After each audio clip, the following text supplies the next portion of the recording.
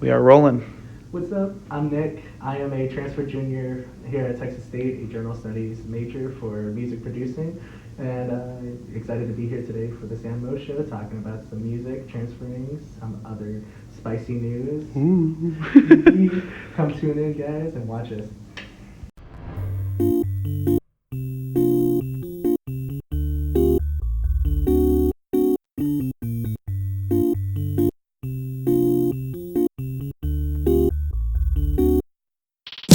What's up, Sam Martians? Welcome back to the Sam Mo Show. I'm your host with the Sam Most, Cleveland. And joining me today is a dear friend of mine and the Sam Mo Show's unofficial audio engineer.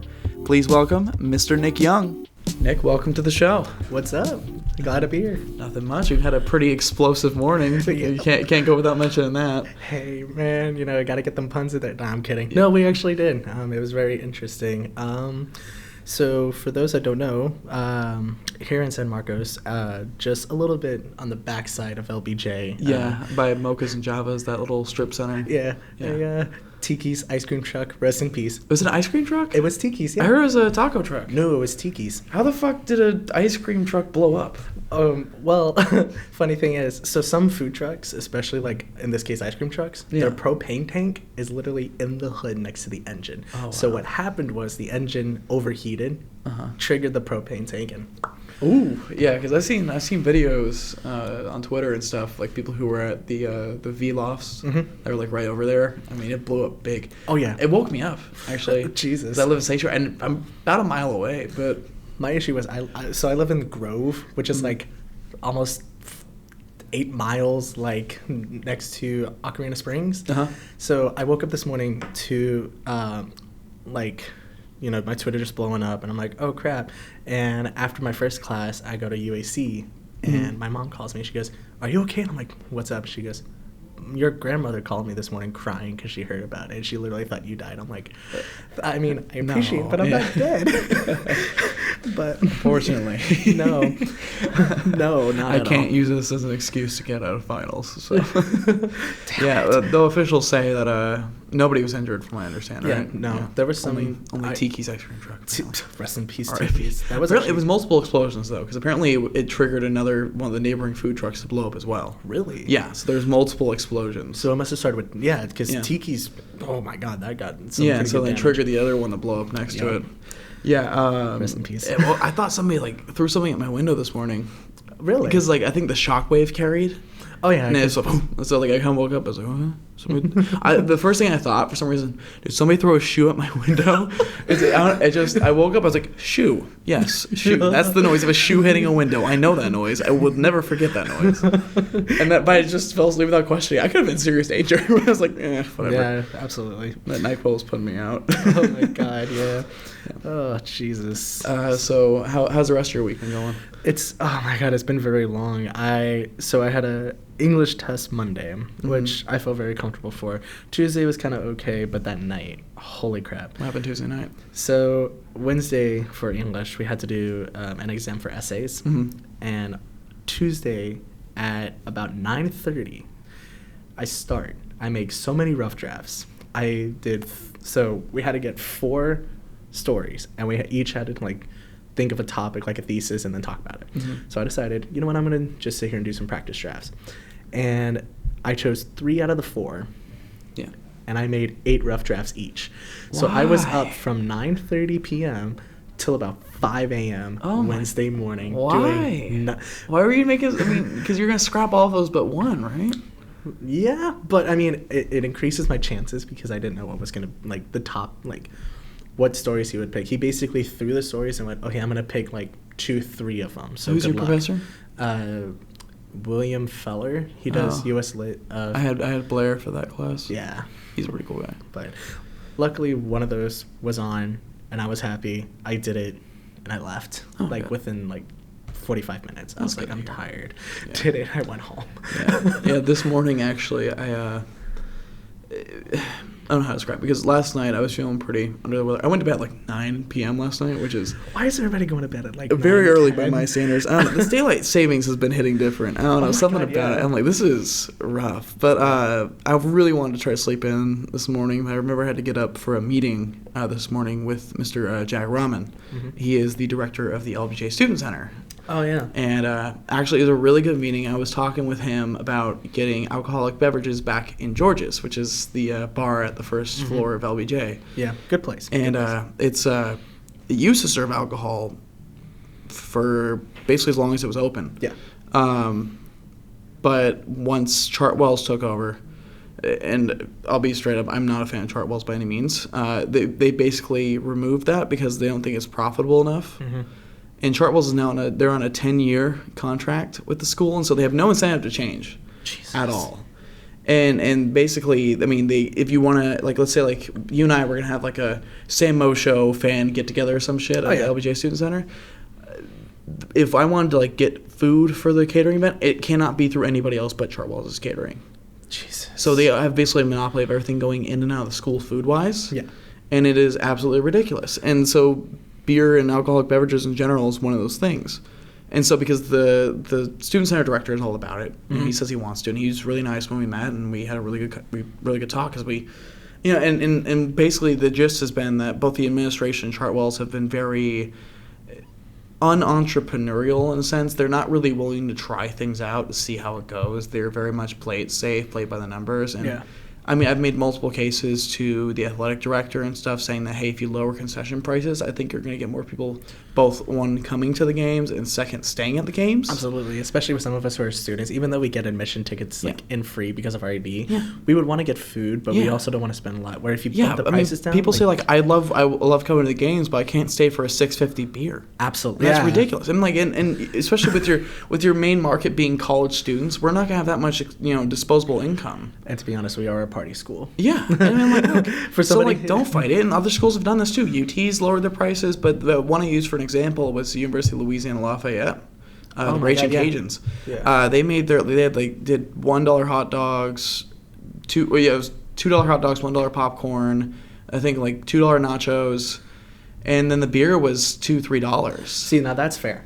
Like, those are good prices, and the sales have been boosted, and so is attendance. I was like, look, they're in our conference. It's a great example, and I even made the case when I wrote the email. It's like, the road to Bobcat Dynasty can be paved with $2 beers, right? And I wrote the best email of my entire life. I wrote like a fantastic piece. I didn't even get a response. Jesus. I was like, wasted on you. And I remember, because we met a week and a half later, because they all have to meet with student government once a year, and so I was like just making this pitch to him, basically just verbally saying what I said in the email, and he's like, yeah, I like that idea. You've really done your homework, huh? I was like, sure have. You have absolutely no idea. I sent this to you like a week ago. Man.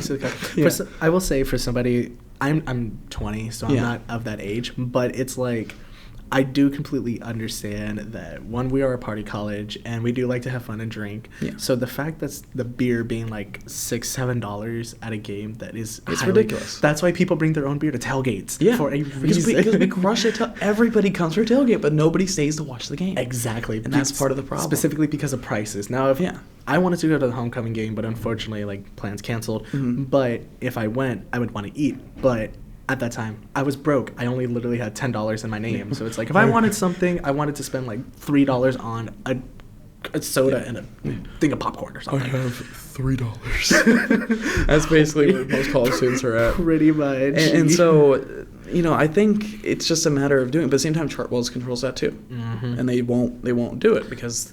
And of course, I talk to them like, hey, believe it or not, we're already working at a loss. I'm like, I get that. But so then why not take a chance on literally anything else? Because you're already losing money doing it now. So it can't be worse than you're already doing. I wonder what this sounds like. Oh, the Great Depression. Yeah, you're already making negative money by doing this. I'm like, might as well try something else. I don't know. But, I mean, so he's been really supportive. He's going to help me out. So hopefully this, I guess, will be my formal first announcement of my crusade to get beer back in George's. There you go, ladies and gentlemen. You're welcome. Because I fight for the students. And some of the senators and people I've talked to about this, like, are you even 21? I was like, no. But you know what? That makes me even better for this. Because I'm an unbiased. I have nothing to gain from doing this at the moment. You're helping those that need it most. I see my constituents, and I'm like, hey, this needs more alcohol. Right. I mean, everybody agreed because it's been like a Texas State thing forever. Oh yeah. And it just doesn't make any sense. I mean, colleges are good examples. University of Wisconsin does it too. They actually have their own brewery on campus there. Jesus Yeah, Christ. it's my dad's alma mater. It's pretty dope. I mean, yeah, but Damn, he gets drinks for free. it Okay, works. let's see how it is. It just works. I'm telling you. But yeah, so that was one of the things on this week. Another thing that was, oh god, real facepalm this week was I put out a really sarcastic tweet on Tuesday. I'm not sure if you saw it. Where I think I did. It was the all caps. So it was like, oh, it's 32 degrees in Texas in November. Looks like global warming is canceled, right? Like I was being sarcastic. I even put the flag of Chile for when I said Texas. Yes, you did. And one verified guy on Twitter, like he was like, oh dear. And he went on this whole ramble. It's like, Australia's on fire and Venice is flooding because of your ignorance. And he sent me this whole article. I was like, and I wouldn't have said anything. I would have either like played more into the joke or, just would have said like r/whoosh or something. But I was like, this guy has 16,000 followers. The last thing I want to do is have this guy sick his fan base on me if they think I'm serious. Because people who know me know I'm very much an advocate for better green policies and stuff like that. Yeah. And this is all. I was just parroting a lot of those boomer accounts you see on Facebook and stuff, where it's like, okay, you libs in your it's snow today. How can global warming be happening? Libs? Okay, boomer, I'm gonna need you to count. I need you to look at this thing called science. But so I had to respond. I was like, hey man, this is obviously sarcasm. I thought I made that pretty clear. Right. But thanks for the article. Very good read. Very cool. That's the best thing to do, especially nowadays on Twitter. Is just say that and move on. Last thing I want to do is get canceled by this guy's fan base. Yeah, I'm like, no thanks. So no, I saw that, and the first thing I thought of, okay, I was born and raised in Montgomery, so Montgomery, Alabama. Yeah, not the Dave Bryanek, sitting here doing your cousin or sister tap over. No. But if you think about it, around this time, we do hit about this cold, but we don't hit like 30 degrees. We hit about usually 50, 40. Oh yeah. So. I can't really say anything other than the fact that it's just a cold. Like, climate change means more extreme temperatures. Get over the cold. I mean, you're gonna get hotter summers and colder winters and whatnot. Oh yeah. Yeah, but oh my god, this weather's been kicking my ass. Personally. Oh yeah. Oh my goodness. So you're a transfer student here. I am a transfer student. So where'd you transfer from? I transferred from Northeast Lakeview in San Antonio. Yep. I will say the experience so far, I mean, it's a little tougher, but honestly, it's so much better. Like academically tougher, or academically tougher, yeah. But the experience being here has been the best because this has been my dream college since middle school. Oh, awesome, man! So I will say, doing the 2 years at community college, just going through it and just dreading, and then realizing I'm gonna be out here soon, and then finally being up here, it's like, I'm glad I'm here. So what are your top 3 things about Texas State for you personally? Oh my God! Well. Definitely one of which, the campus. It is honestly the most beautiful campus I have ever seen. Pretty. It has that old but new style. So I get that everywhere. Next, oh my God, the professors. The professors I have this semester. I love the professors here. They're so great. Oh my God.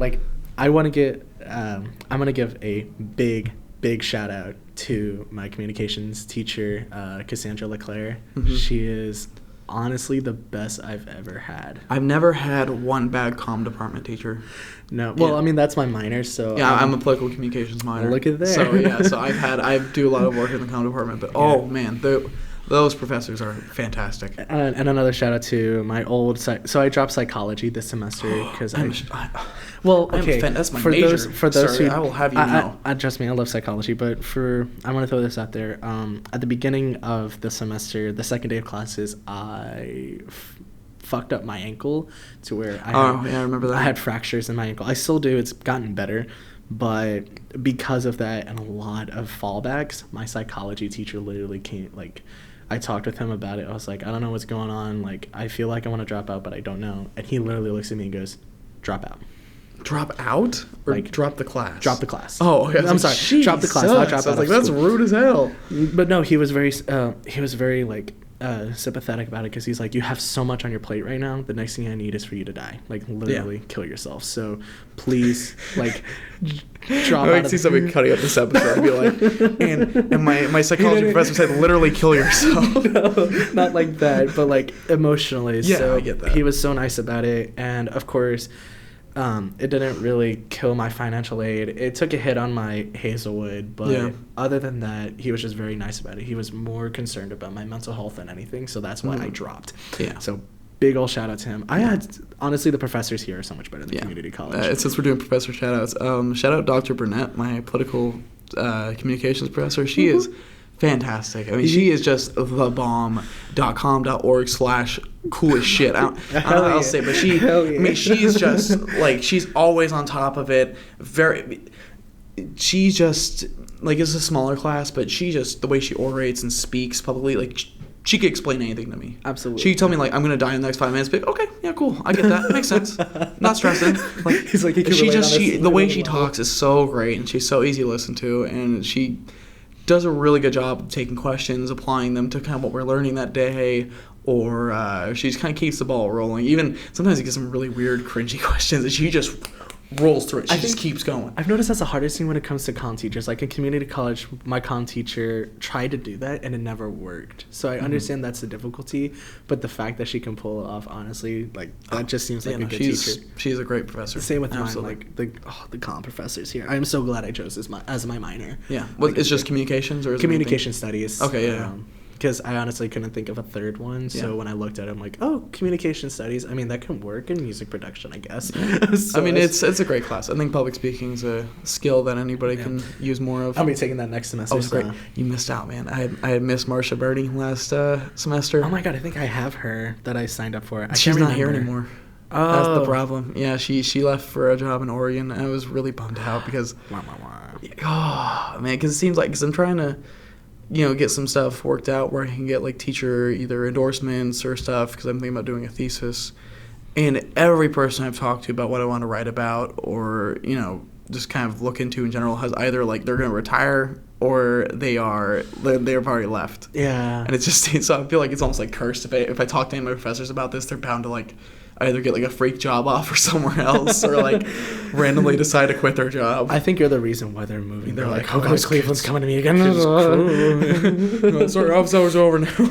But no, in all general, like, honestly, this has been literally the best thing in the world. Yeah. I had a good support system. Shout out to my parents. Like, they have been literally my backbone to doing all of this. That's awesome. Some friends that are here, and of course my girlfriend.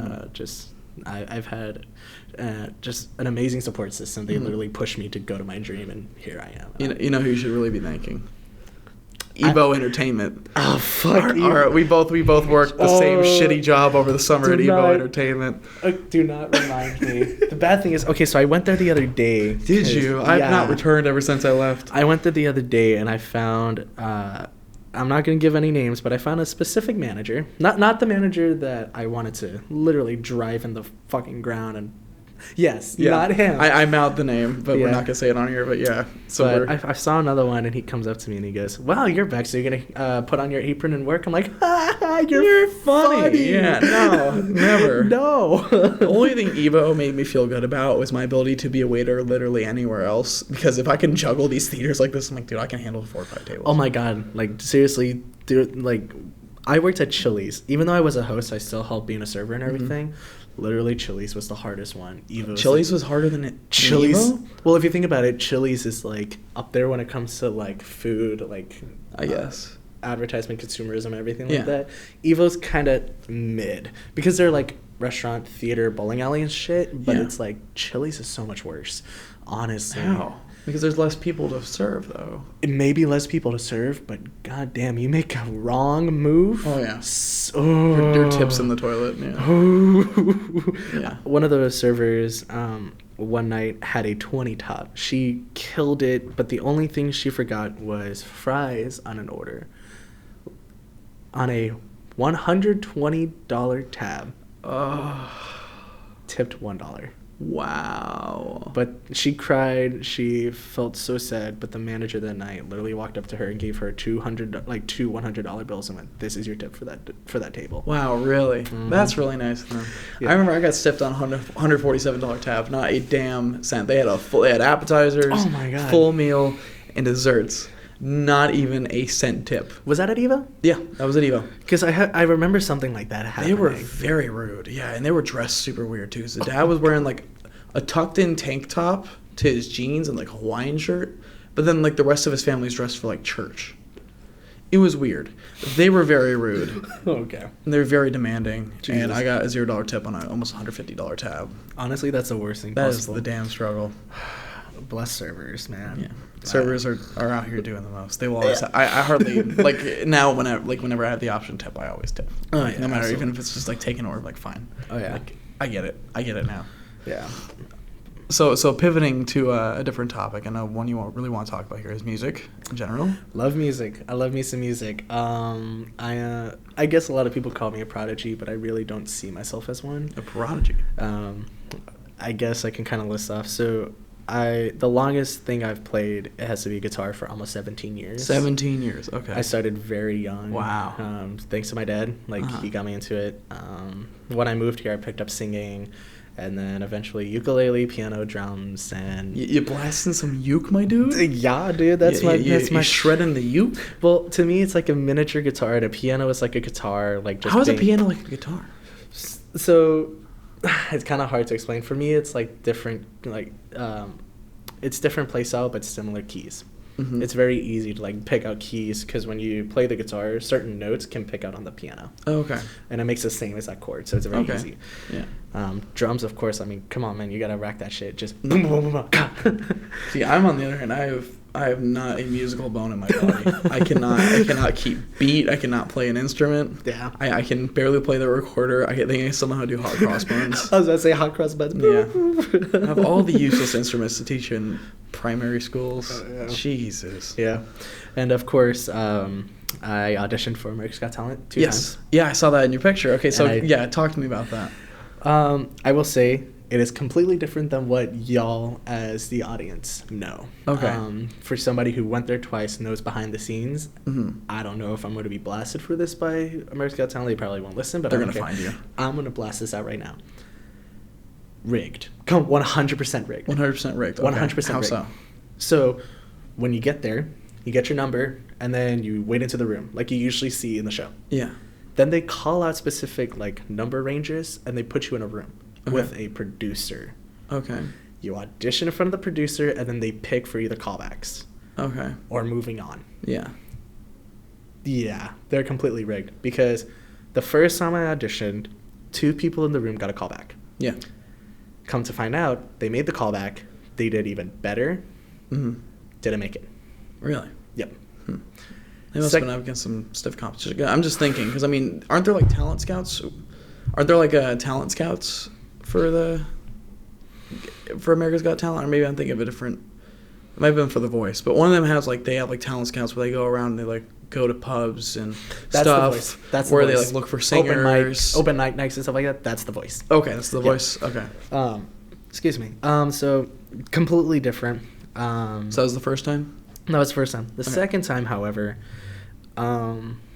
your boy almost got a call back. Oh, almost. Almost. The running. So I was in a room with 2 girls. I forgot one of their names, but the other one was Joyce. I'm going to shout out to her because she did a Whitney Houston song Oh, wow.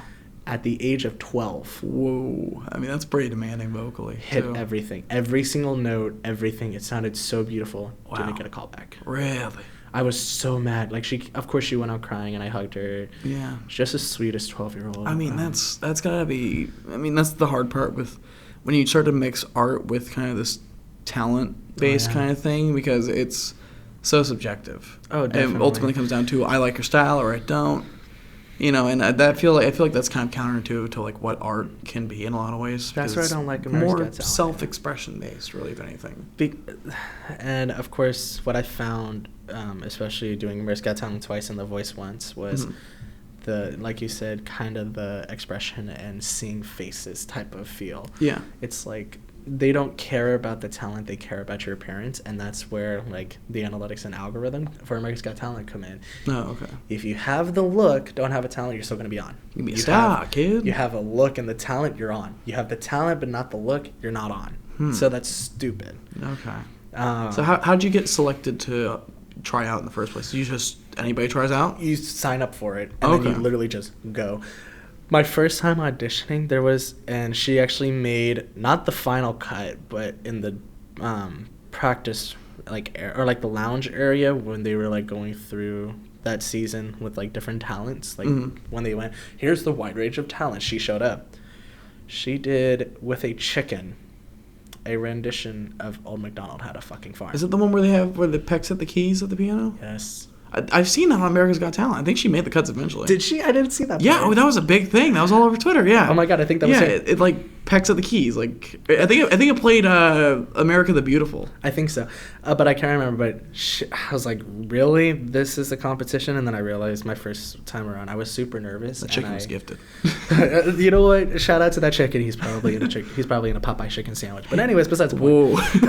Whoa, hot takes. But honestly, that's kind of what I dislike on America's Got Talent. Now, The Voice, same thing. It's 100% rigged. But it's like, it's different because the judges don't see your face. Yeah. So how would they know? Same concept as America's Got Talent. You show up and you audition in front of the producers. Yeah, because they don't let just anybody go on stage on The Voice. No. Yeah. And funny story on that, went to Houston for it.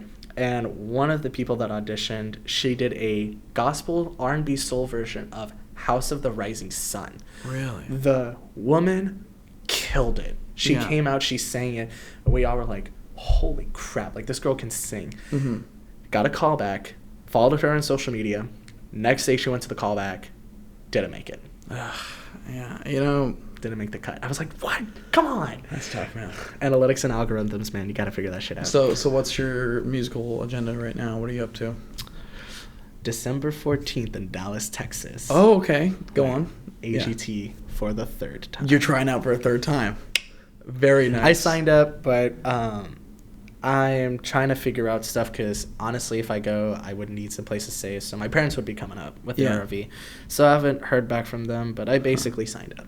Okay, wait. When you make the big stage, make sure to shout out the Samo show. I bet. When you get the gold button, just throw pull up your shirt and have a Samo show tattoo on your chest or something. So the funny thing is, last night I had a dream about that. About the golden buzzer? Hell yeah! Oh wow! I got up there and I sang "From Now On" by from The Greatest Showman, but Zac Brown Band's cover of it. Okay. From Now On.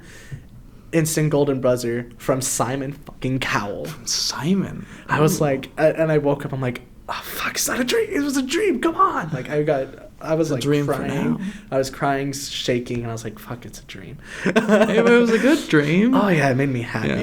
Yeah. And make sure to I'll give you some extra stickers to slap on your guitar or something when you go out there. Bet I'd slap that on and be like right there. Yeah. Like Samo show on AGT. Hell yeah, man. We moving up. That'd be fucking That's dope. so third time doing it. Oh yeah, I'm really excited too. Okay, nice. I'm nervous, but you know what? Honestly, what are you gonna perform? So I'm deciding between "From Now On" by Zac Brown Band, or "Someone You Loved" by Lewis Capalby or whatever his name is. Okay. It's like one of the new people that came up with the song that's like super popular right now. I don't think I've heard it yet, but I'm sure eventually I will. It's literally one of the best songs. Yeah. Or "Perfect" by Ed Sheeran or "Supermarket Flowers" by Ed Sheeran. Nice. Yeah. If I do anything, I probably would do "Perfect" because it's me and my girlfriend's song, and she absolutely loves it. So very nice. I may do that one, but yeah. So, who are your musical inspirations? Anybody in particular? Okay, I can definitely say for one because you have a sticker on your laptop. Yeah. Brendan Urie. Oh, Brendan. Oh, from Panic at the Disco. Basically, Mr. Panic at the Disco. Brendan Urie. I have a Funko Pop of him. He is. Friend went to Hot Topic, found it last one at that Hot Topic store, and bought it for me for a Christmas gift. And I have it out of the box, sitting right onto my left, next to my monitor. Every morning, I wake up and I smooch Brendan's forehead. Basically, that man is an angel. Yeah. No, his vocal range, his register is. Oh my god. Beyond this world. I've seen them twice in concert. I've seen Panic at the Disco twice in concert. Oh, that's right, because you went to the March Madness one, didn't you? Yeah, I went to the March Madness one, and then I went to one beforehand where it was in Austin. I caught his set list. I hate you. Oh, he is. I want to see him in concert so bad. Oh, it's so great. I mean, he's just as good in person. I think my next... So that's probably when it comes to singing with guitar. Yeah. My inspiration is Santana and Slash. Ooh, Santana. I think Santana was on a R&B or hip-hop track lately. I think he was doing the guitar for one of the songs. Yeah, and people were like, oh my God, who's this guy? And people I'm like, recorded him in the studio Santana. shredding the guitar. People were like, man, they're really putting this guy on the map. I'm like...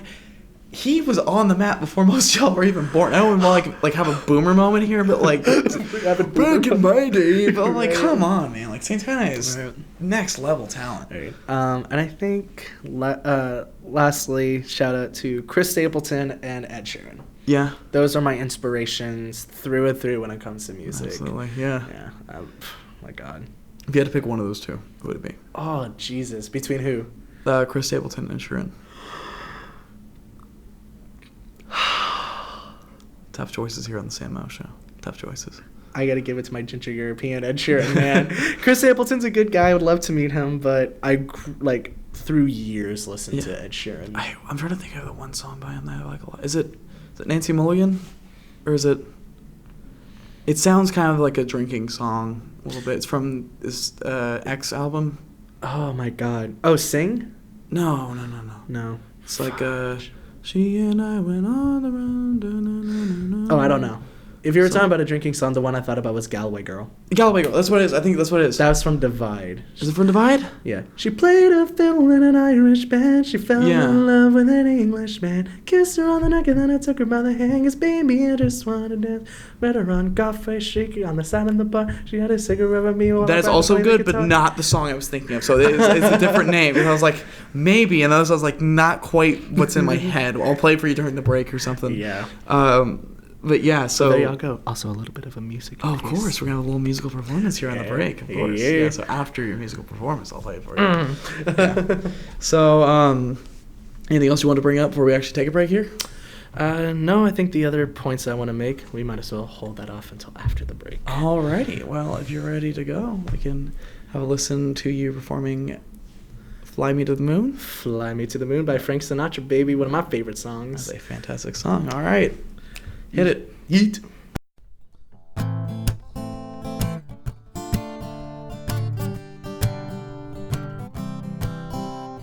Fly me to the moon, let me play among the stars.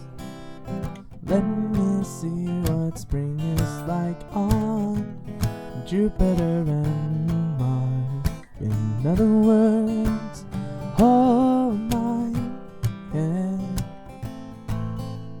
In other words, baby, kiss me. Fill my heart with song, let me sing forevermore. You are all I long for, all I worship and adore. In other words, please be true. In other words, I love you.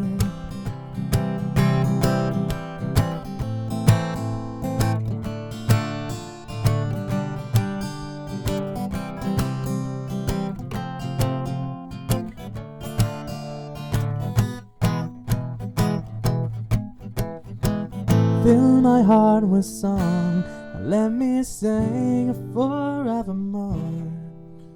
That you are all I long for, all I worship and adore.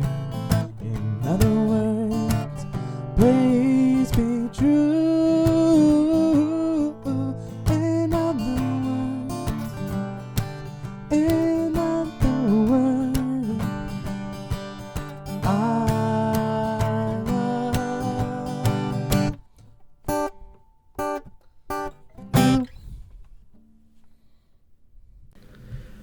All right, and we are back. Nick, that was a fantastic rendition right there, if I say so myself. Thank you. And we have just enough time for a couple of questions from our listeners sent to us on Twitter.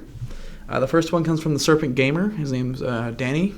Oh, yeah, that's a really good friend of mine. Yeah, he asked you two questions. Oh. So it says, what things are you excited for this year? I think definitely one, I want to say, but all I can say is it's a big surprise. Okay. And nextly, honestly, that's a tough one, actually. I guess just seeing my whole family for Thanksgiving. Yeah. Because it's around the corner, and all of our family is getting together, and I'm just like, I haven't seen them in years. You know, we only get we only get that Wednesday before Thanksgiving off, right? No, it's Wednesday, Thursday, Friday. Yeah, but Yeah, I know. in terms of time to travel, because I go to Wisconsin for well, my I family. will be going to New Braunfels. Oh, must New be Braunfels nice. shirts, Yeah, so but we got to still. fly out to Wisconsin, so it's a bit of a pain and a bit Can you of a bring me rush. back some cheese? Sure, man. If you want cheese curds, I got you hooked up. Bet. Cheese curds are the best thing. Yeah. And then the second question is from, what's your favorite thing about music? My favorite thing about music is what I want to do with it. I'm not in it for the money. I'm Yeah. in it for the experience, and I want to be in it to motivate those that have been shy for music for years to break out of their shell and do something with it. Because that's me. I'm breaking out of my shell and doing a YouTube channel. Yeah. And You want to plug that real quick? yeah, just go on to youtube.com/Nicholas Young. My picture is with purple letters, says keep calm, music is my drug, or something like that. And that's me. So. Cool. Very cool. Anything you do on the music channel? You just do like covers and stuff? Or? Just covers right now. Okay. I am thinking about writing some songs. Do a vlog. Do an HET vlog. When I go, absolutely, Do it. I will definitely do one. Yeah, for sure. The next one comes from my friend Michelle. Her Twitter is @uglyteef with 3 E's. She asks, when will my husband return from war? I saw that, and I was like, oh my god. Let's see. Your husband will return from war when Donald Trump is out of office. Oh, wow. Well, Sorry, buddy. that could, ooh. Hopefully your husband returns soon. I'll put it like that. I actually find out on the interaction on Twitter. She was like, when will my husband return from war? I was like, find out tonight on this week's episode. She was, I saw that. please, my children are starving. Your children are starving. Feed their ears with my podcast. Your She's like, children are please, we're so hungry. I was like, make sure to smash that like, comment, and subscribe. Honestly. I just love doing the apathetic brands piece. And then the latest one we had is from a friend of the show, Kevin Gallagher. He's the manager from one of the bands we've had on, Commons. Okay. He asked, how much wood could a woodchuck chuck if a woodchuck could chuck wood? If a woodchuck could chuck wood, then how much wood can a wood chuck wood? With the wood chuck wood. I think I just had a stroke. Or maybe it was you, dear listener. Who knows? So those are our guest questions for this week, and I know there was one topic in particular you really wanted to bring up, and that's the American school system. Because I know this podcast is talking about government. Yes. I would love to bring this up specifically for one reason. Okay. And I'm pretty sure college students can agree. Okay. When we were in middle school and high school, we were told that college was going to be super horrible. It was like worse than middle school, high school. Oh, you know how many times I've gotten that from my teachers, like, oh, they're not gonna let you do this in college. When in reality, they are. Oh, dude, I've had teachers like have you ever noticed that? It's like, my name is Mr. Harrington, or like they're like super specific about it, like, and you will refer to me as such, not buddy, not dude, not man. It's Mr. Harrington, and like get calls like, hey guys, my name's Jeff. Let's have a good semester. Like this, like they're just super laid back.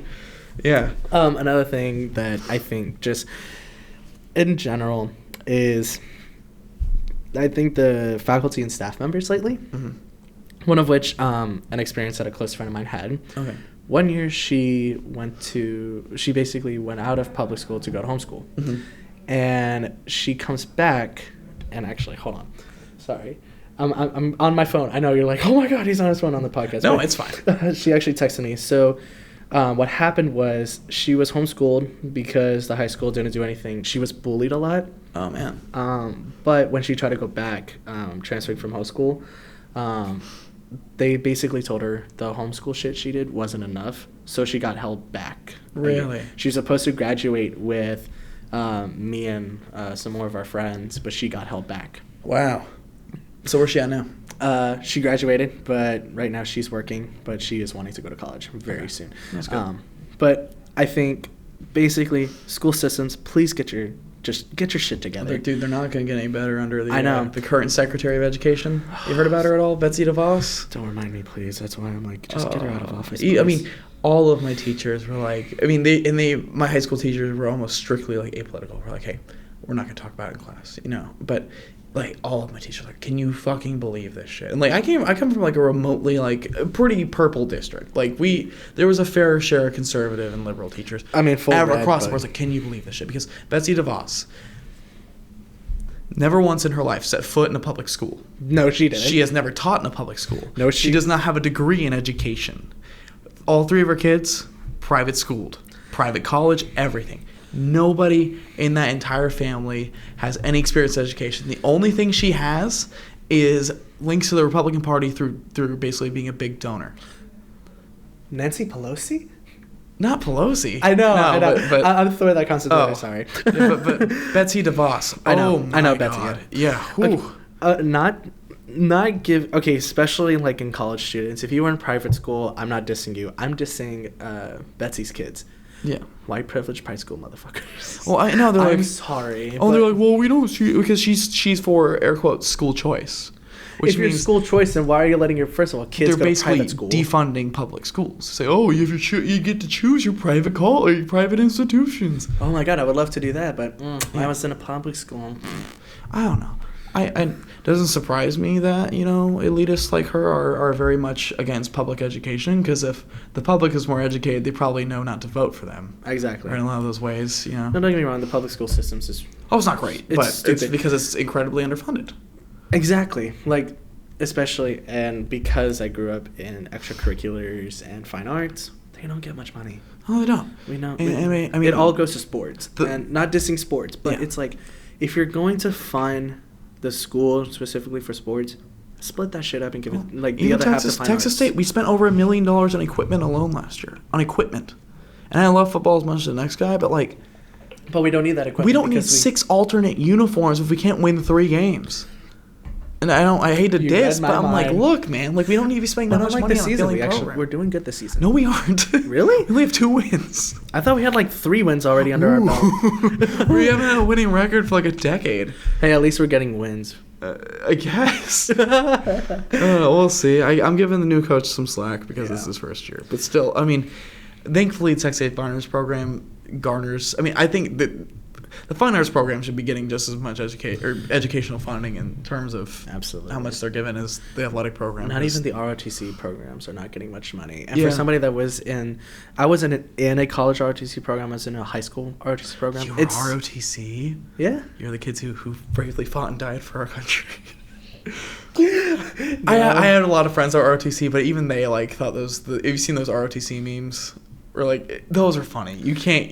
They're funny. Those. I wasn't any of them, thank God. Yeah, but I mean, there are those kids that took it way too seriously. I'm like, okay, chill out. You're like, I'm going to join the military after this. Okay, but you don't have to bring the military to high school. I'm like, hey man, respect, congratulations, but like, I don't need you being the hall monitor for me right now. Like, what's your pass? You're an ROTC kid. Why the fuck are you here? Dude, chill out, bud. But anyways, going back, not even the ROTC kids here are really getting any money, and they're just really pissing me off. And so the weird thing with this I've noticed is because if you look by the numbers, the American education system spends more on average on every student than countries around the world. Oh yeah.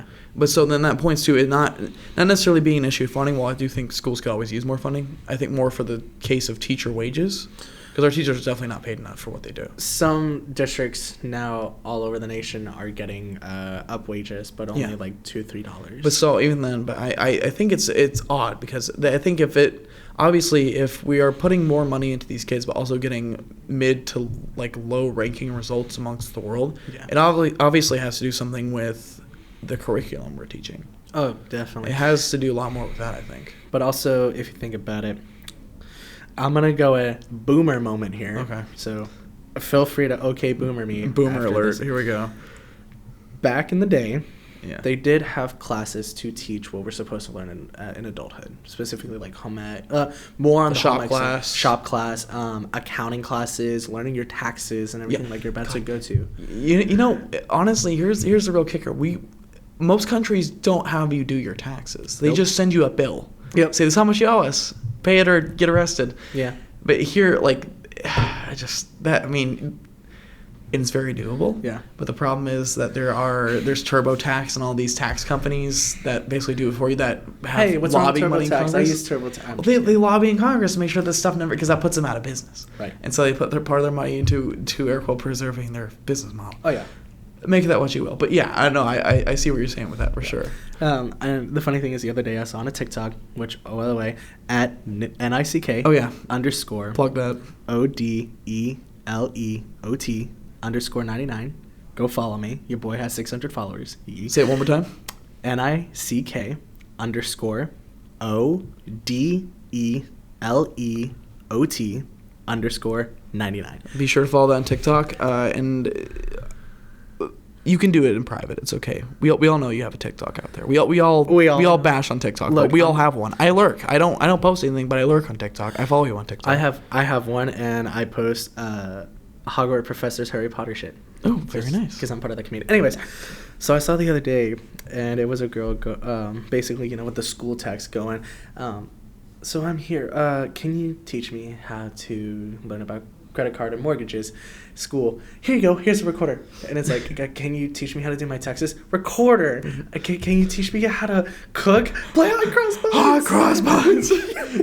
just like this. Hot cross buns. I saw that. I'm like, you know what? That is exactly the reason why our public school system seems to be. I think we need to bring back like home ec shop classes without the gendering of those classes, because it was typically like, oh, all the women need to learn how to knit and cook, and men need to know how to work mechanical things. I think if you allow it for students to kind of like choose that kind of stuff, you can have like an adulting credit somewhere on there where it's either like learn finance, learn shop, or learn home ec. Yep. One of those three is your adulting credit. Honestly, I think I that would would make take things a lot all better. three. Yeah. But I think that's a lot better on top of that. I mean, you also probably build better members of society in general with that. Oh, definitely. I don't know why financial math can't take the place of like trigonometry or like some stuff, because I've had to take maths way beyond what I'm being required. The highest math I have to do in college is statistics. I'm liberal arts.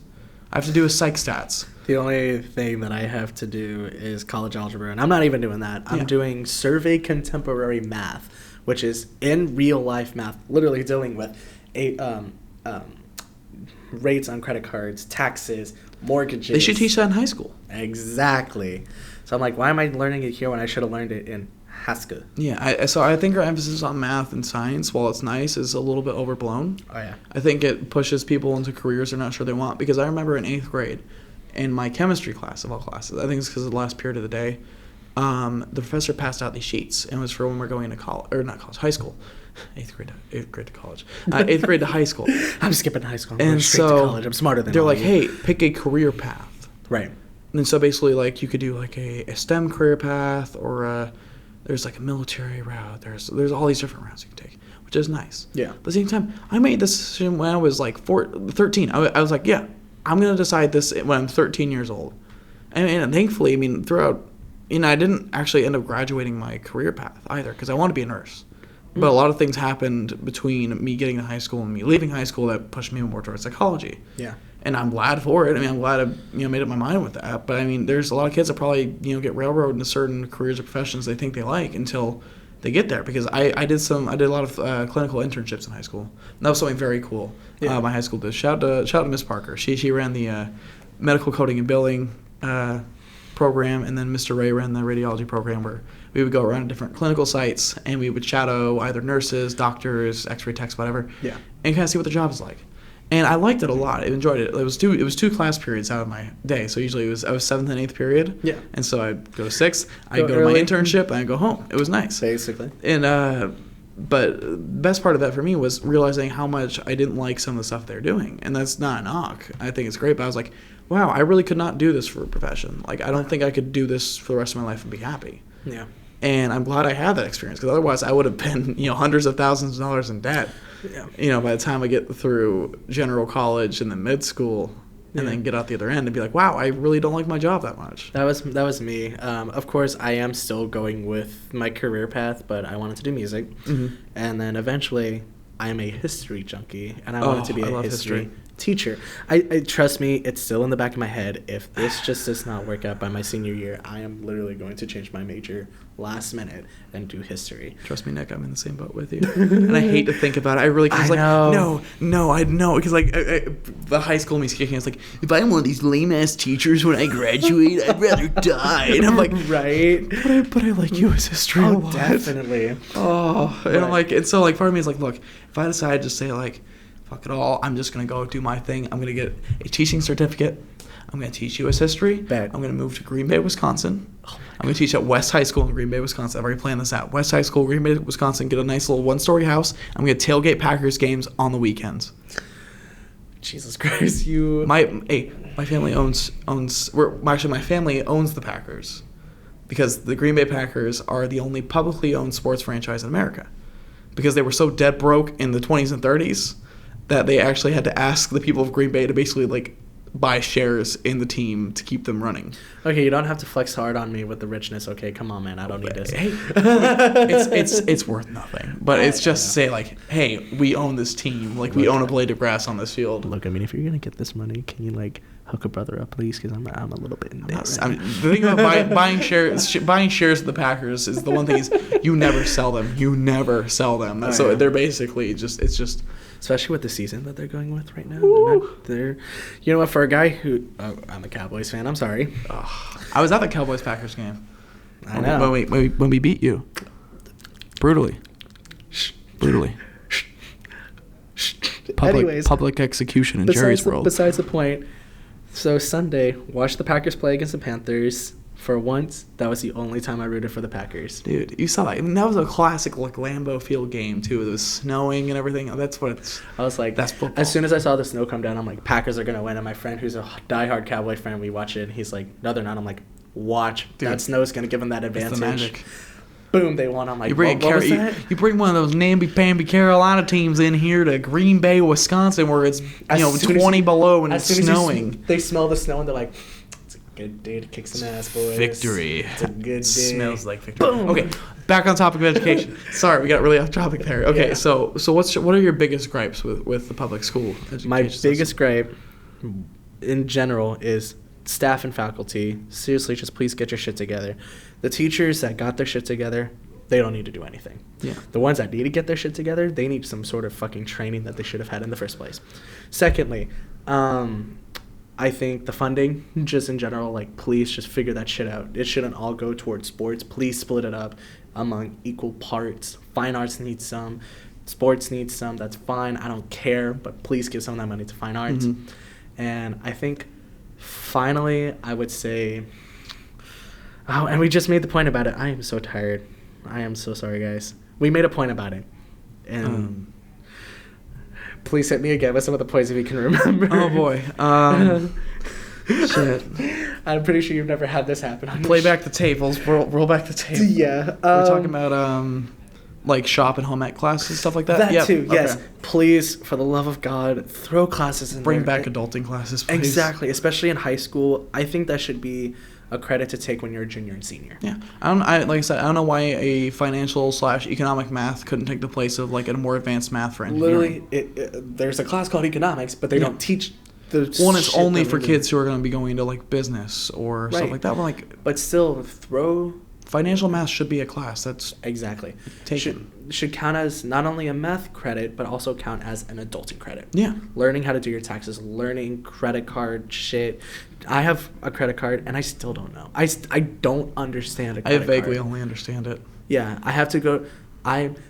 Mom, I'm literally pulling the mom card because I do not know how to. It also didn't make a lot of sense when Dad was explaining to me. I was like, so I get this item I want to buy. He goes, yeah. I was like, and I don't have to pay for it up front. He goes, no. I was like, but you have to pay off on it. Okay. Yeah, so basically you accrue debt through the card. And then but you have to build that back up. Credit cards are typically, I guess, for the most part, when you have a stable job and income, so you can keep just whenever your paycheck comes, you pay it back. That explains why I have a credit card, because I'm using financial aid. Yeah. But besides the point, fun fact, and a good hint for anybody who is either looking to get a credit card, already got a credit card, or is figuring out what can build good credit. Mm-hmm. Fun fact, gas and groceries can build a good credit score. Yeah, that's what I use mine for.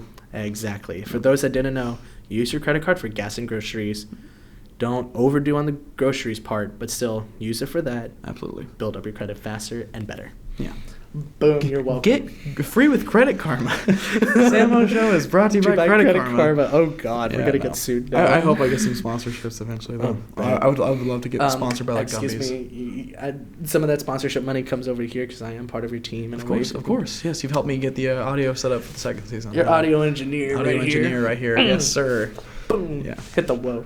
Yeah. Actually, well, I mean, they're going to open up studios in the basement of the Alkek Library. So, I mean, hey, if we can get like a full studio setup, you can definitely sit behind the glass and like give me thumbs up, thumbs down on like how stuff sounds. Yeah, that's you can definitely work the soundboard. I would love to enhance this a little further. But I actually, so what I did on my shirt, I have a soundboard and it says I'll be at my desk because that's my profession. That's gonna be my job. That's my desk. I see all those switches and knobs and sliders and shit. I'm like, I'm already learning. Doesn't make a lick of sense to me, but hey, I'm already learning and I'm doing stuff online. Like, boy, put me behind that glass and get me on there. That's my desk. Yeah, feels like I want to practice, man. Like, we'll see how we can, because I'm really excited to see those studios. Oh my God, once they open, I'm immediately going there so I can sit in that chair and be like, this is my home. This is gonna be where I am. Yeah. Nobody bother me. I will cut some people's throats. These hands are rated E for everyone, bitch.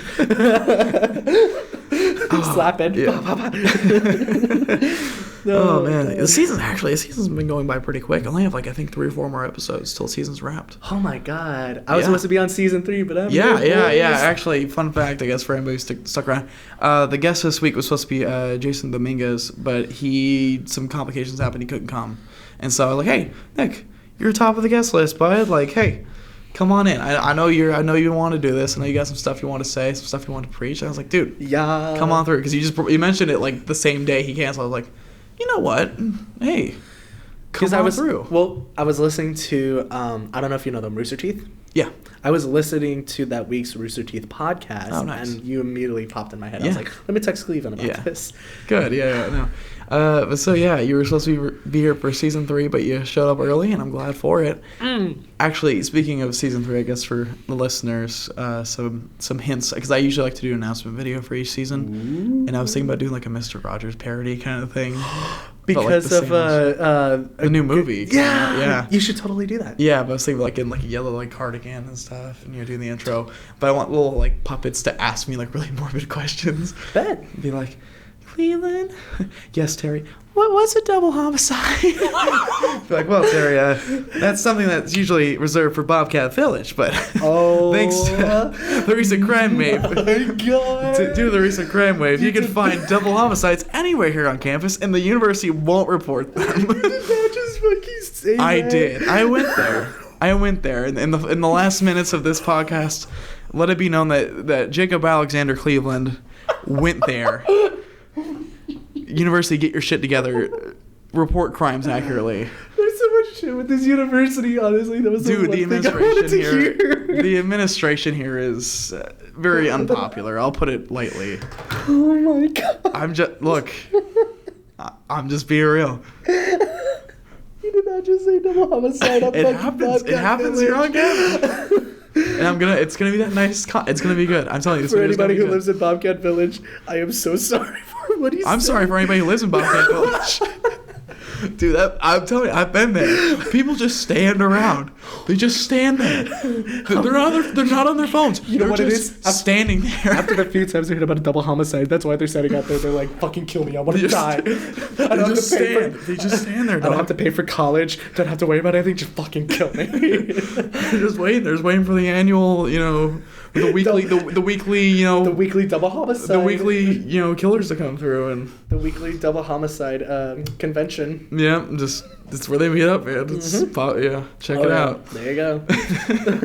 Well, Nick, it has been an absolute blast having you on, man.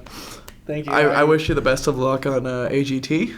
I think you're really gonna make it this time. I will. If you make it, I'll personally finance a Samo Show chest/face tat for you for when you go on. Bet. If you make it though, you gotta rip off your shirt. That's the one condition. You have to rip off your shirt and I see the Samo Show on your chest. I'll tell you what. I'm gonna wear this outfit, but the shirt will be the Samo Show. Whip it. I'll keep Or just the cut a Samo- hole in your shirt. Yeah. Perfect. And if I do make it, we got to do an episode on that. Oh, for sure. There you go. Get some juicy stuff growing in there. All right, man. Plug your social media, your YouTube, whatever you want to do. One more Yeah, time. so as I said earlier, my YouTube is youtube.com/Nicholas Young. When you go to channels, look for the picture that says Keep Calm Music is My Drug. TikTok, it is at NICK_ODELEOT_99. On Instagram, I think it's Cruz, CRUZ, 2_ Young, YOUNG. And Twitter, of course, just look on the Sam Mo Show. Yep, you'll be on the page. Yeah. All right, man. Thank you so much for coming on. And make sure to check out the Sam Mo Show on Twitter, at Sam Mo Show. Yeah. And I will see you guys in the next one.